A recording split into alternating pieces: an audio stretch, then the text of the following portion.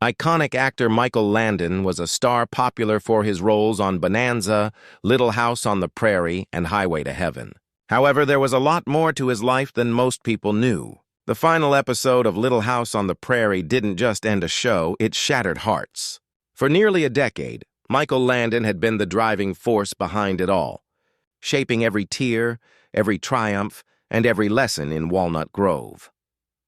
But while audiences saw the warmth of Charles Ingalls on screen, behind the scenes, Landon was fighting battles far deeper than anyone knew. Years later, after his tragic diagnosis and untimely passing, fans would look back on that final episode and wonder, was it really just fiction or his quiet goodbye to the world?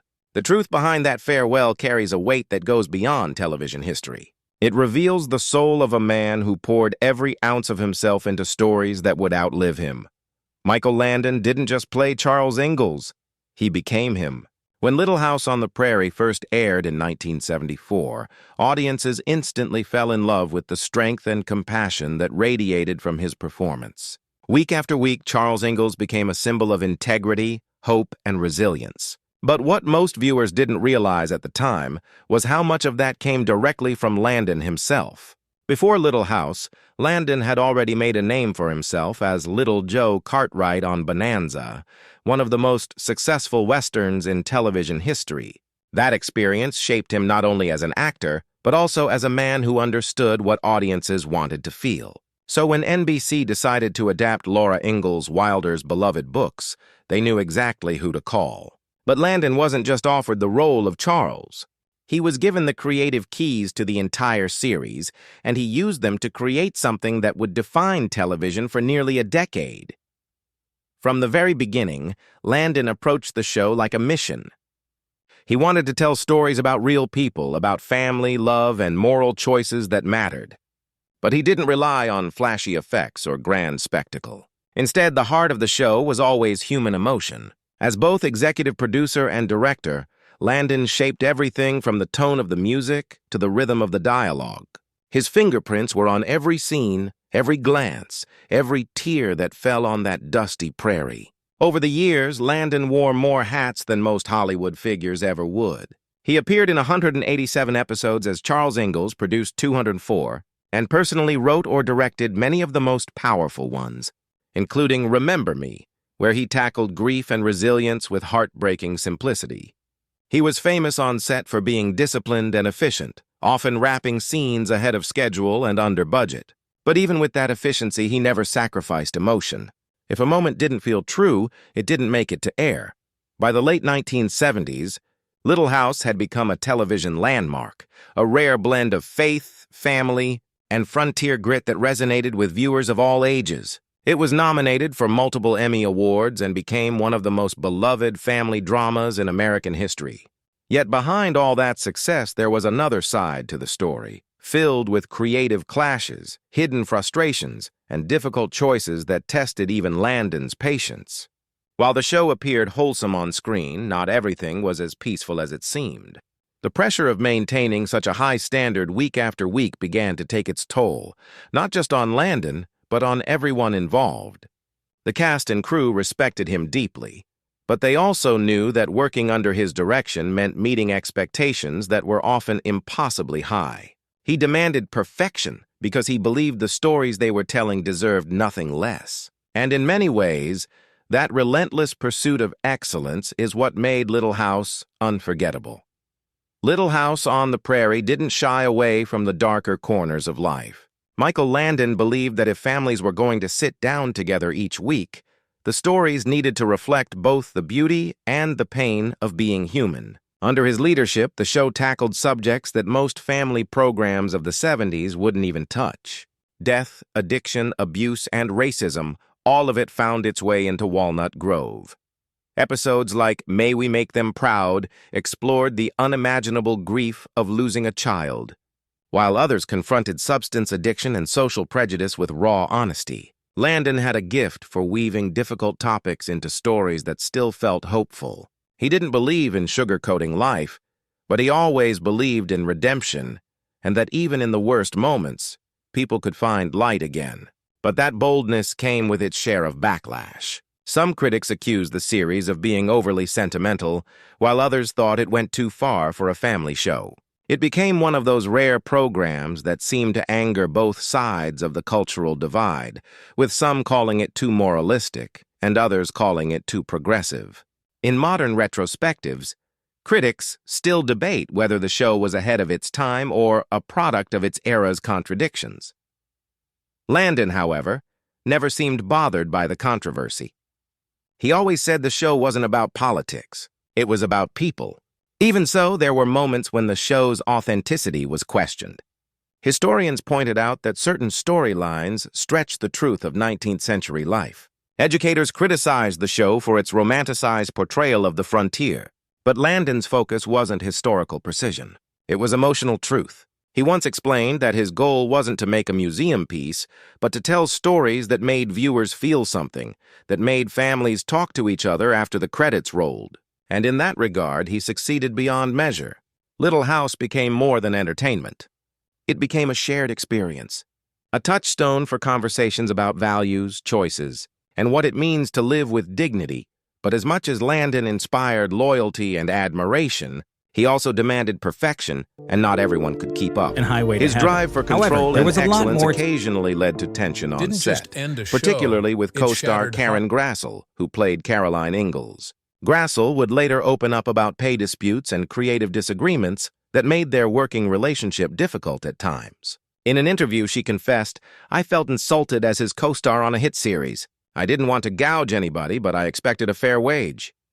She also revealed that Landon once claimed that audiences didn't find her as popular as she thought, leaving her deeply hurt. While both deeply respected each other's craft in many ways, their vision for the show sometimes collided. Despite the challenges, Landon's authority was absolute. He was the show's heartbeat, writing, producing, directing, and acting with an intensity that left little room for rest. He wanted Little House to be more than entertainment, and that drive came at a personal cost. As the seasons went on, the line between Michael Landon, the man, and Charles Ingalls, the character, began to blur. He poured so much of himself into the role that by the end, the two were nearly inseparable. Behind his easy smile and signature laugh, Michael Landon's life was shadowed by pain only a few knew about. Long before he became America's favorite father, he grew up in chaos, trying to survive a home that didn't feel safe. His mother, Peggy, struggled deeply with her mental health, and those struggles often erupted in frightening ways. Landon would later recall one harrowing episode that occurred right in front of him. It left a mark that never truly faded. The trauma shaped everything about him, including his drive to protect, to create stability, and to build worlds where families always found a way to stay together. At school, life wasn't much easier. Landon was bullied and humiliated. He carried a secret that tortured him for years, his struggle with bedwetting, even as a teenager.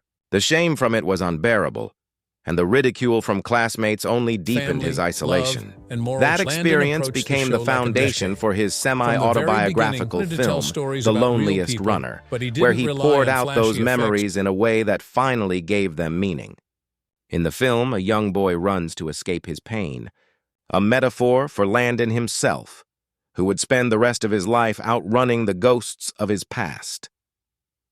When he arrived in Hollywood, he didn't have fame, fortune, or connections. What he had was an almost obsessive determination to prove himself. Early on, he faced a string of rejections, bit parts, and near misses. Casting directors often told him he wasn't quite right, not tall enough, not rugged enough, not the type. But Landon had something they couldn't measure: presence. This undeniable charisma finally caught fire when he landed the role of Little Joe Cartwright on Bonanza. Overnight, he became a household name.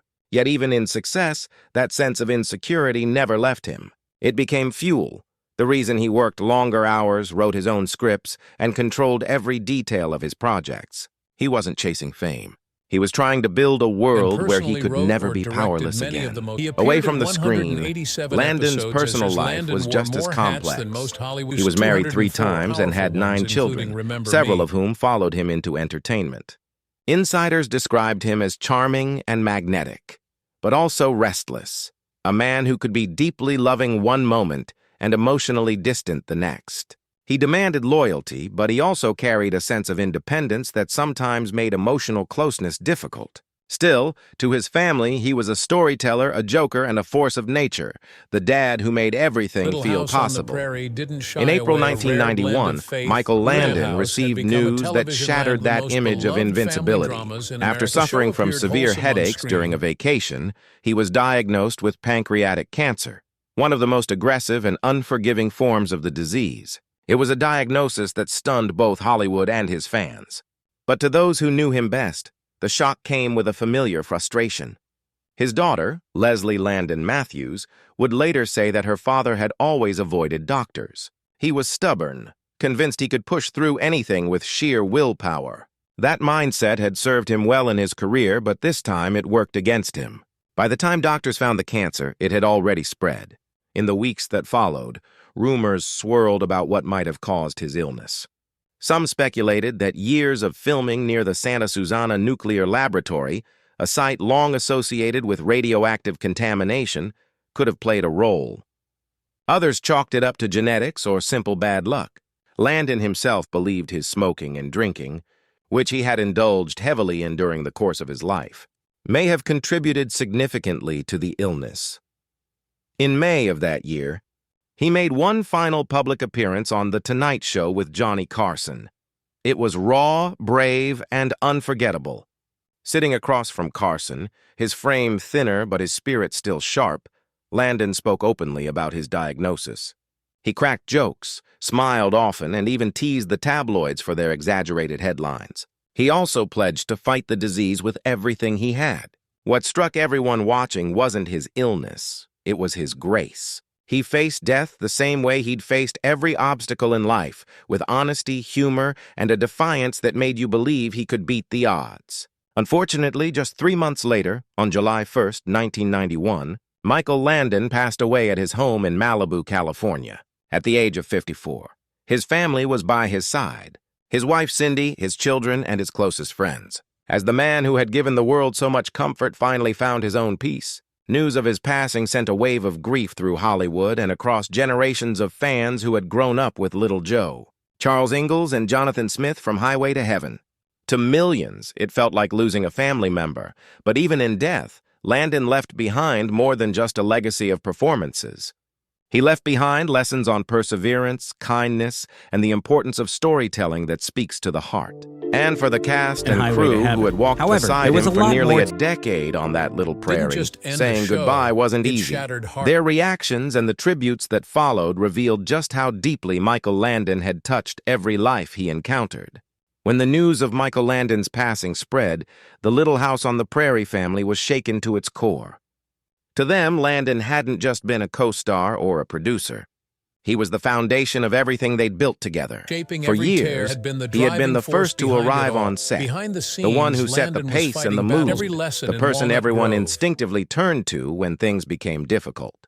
Without him, the world of Walnut Grove suddenly felt emptier, as though its guiding light had gone out.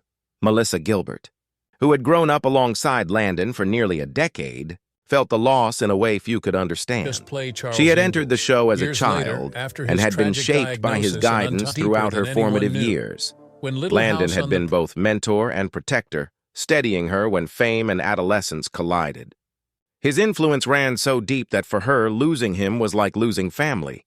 At his funeral, she spoke about what he meant to her and how his strength and kindness had defined her understanding of leadership. In a later interview, she said, "Michael was the quarterback, right? So he set the tone of what we were doing. Mine was unique in that I was the only cast member who regularly socialized with him and his family. We all vacationed together during spring break in Hawaii, the same hotel every year. Mike's kids went to the same school I went to. I slept over at their house all the time. They slept over at my house." This statement made it clear to everyone how deep her admiration for Landon ran. For Dean Butler, who portrayed Almanzo Wilder, Landon's death also left a profound mark. He had witnessed firsthand the precision with which Landon worked, the way he could take a simple story and infuse it with layers of meaning. Landon had an instinct for human emotion that few directors possessed. His scripts often mirrored real life, blending struggle with redemption in a way that resonated far beyond the television screen. Butler saw him not just as a creator, but as an artist who had mastered the language of feeling. He once said, I think people respected Michael, but I don't think that he had that industry respect that he deserved. He captured audiences in this profound way and continues to capture audiences in a changing world. He still is able to capture people because there's truth in what he's writing about. Alison Arngrim, remembered for bringing Nellie Olson to life, reflected on her complicated but respectful relationship with him. Landon had been demanding, sometimes unyielding, but his perfectionism came from a place of deep care. Even when tension arose, it was impossible not to recognize the sincerity behind his drive. After his passing, she came to see how much emotional weight he carried during those years and how personal many of the show's themes had been to him. His capacity to channel his own pain into powerful storytelling was, in her eyes, what made Little House unforgettable. In the years that followed, the cast found ways to honor his memory. They reunited on various occasions, most notably for the Little House 50 podcast, where they shared behind-the-scenes memories and reflected on how profoundly Landon had shaped their lives. What emerged from those conversations wasn't just nostalgia, but a recognition of how rare his influence had been. Everyone who had worked under him, from actors to crew members and producers, spoke about how his work ethic, compassion, and creativity left a lasting imprint. Melissa Gilbert often remarked that Landon's presence could change the entire atmosphere of a set. When he was focused, everyone focused. When he was playful, laughter spread. He had a way of bringing calm to chaos, of reminding people that what they were doing mattered. His leadership wasn't loud or performative.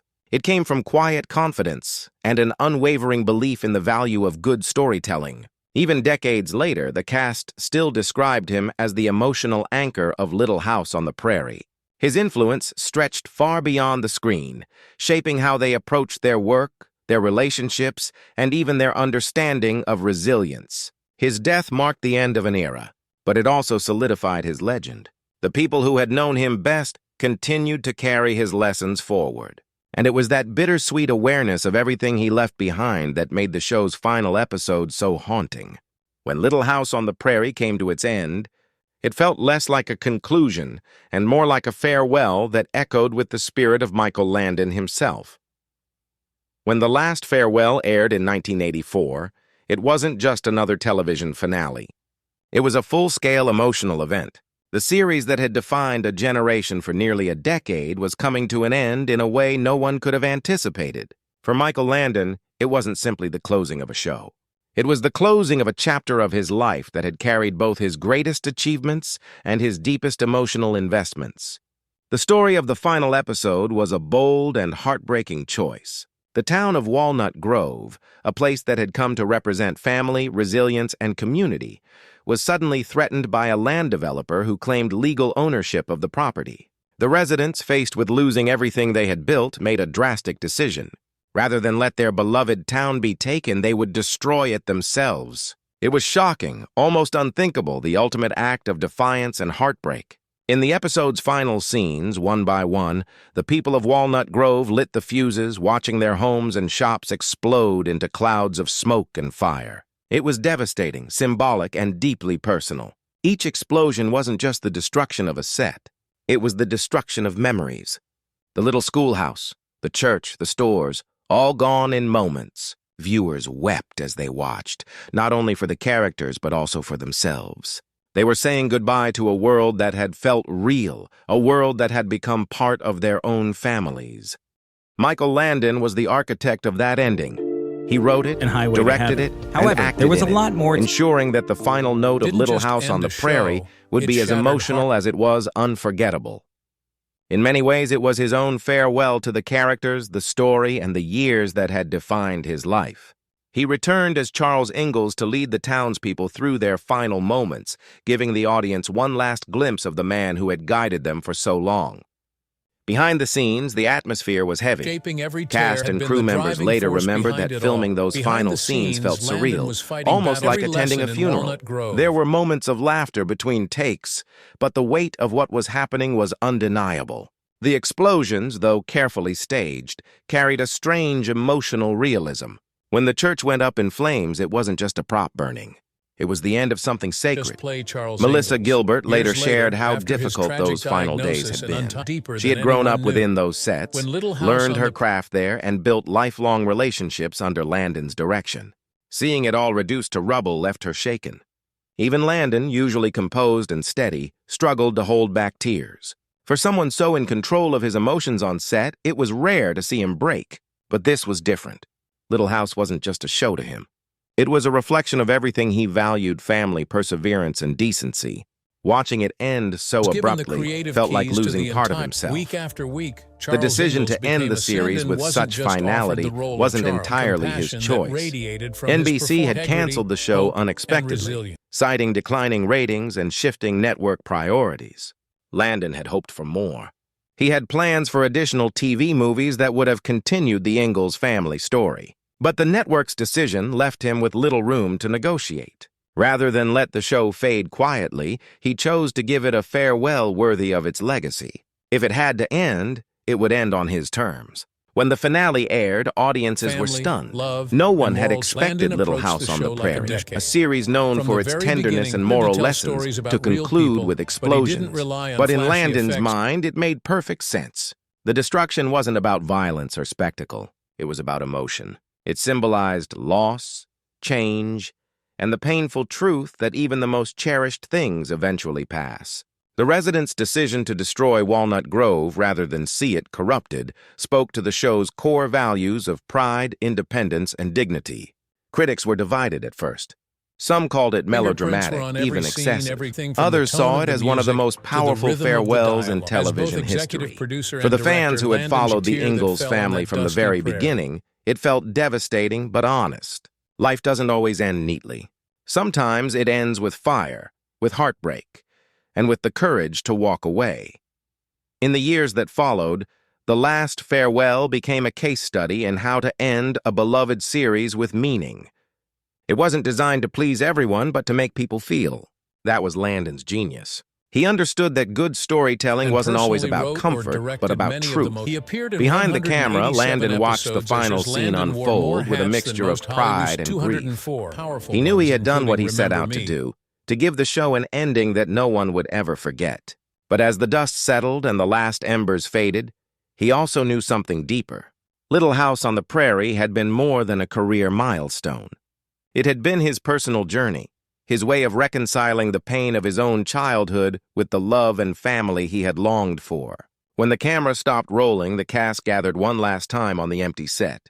There was silence, the kind that comes only when something truly meaningful comes to an end. Landon stood among them, surrounded by the remains of a town he had built and destroyed with his own hands. He had told their stories, guided their emotions, and shaped their memories. Now he was letting it all go. And as the crew packed up and the prairie grew quiet again, Landon walked away from Walnut Grove, closing a deeply personal chapter in his life. Yet even as he moved on, the spirit of that little town and everything it represented would follow him into the next and final act of his life.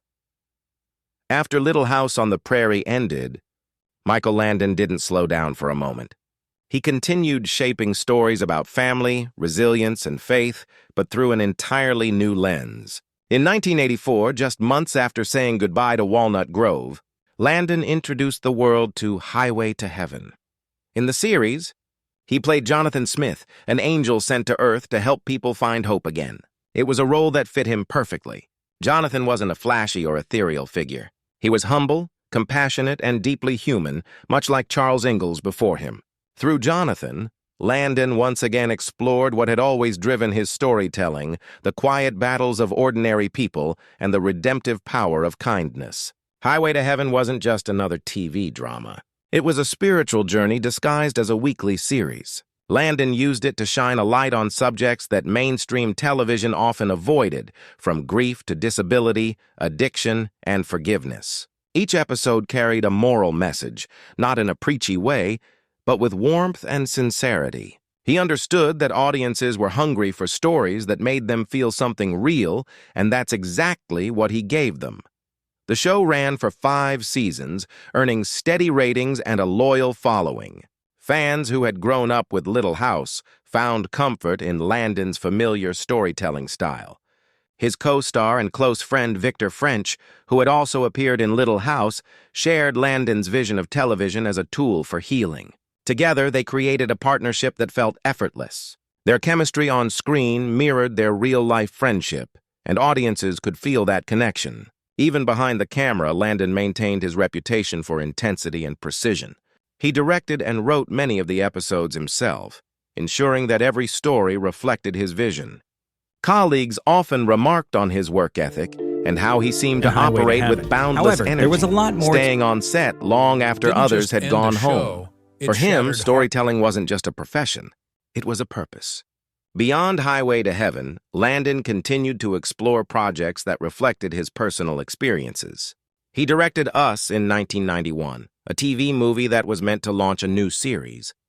The story centered on an ex-convict trying to rebuild his life after a wrongful imprisonment, another reflection of Landon's fascination with redemption and second chances. It was meant to be his next big chapter in television. But fate had other plans. Even as health issues began to creep in, Landon remained committed to his work.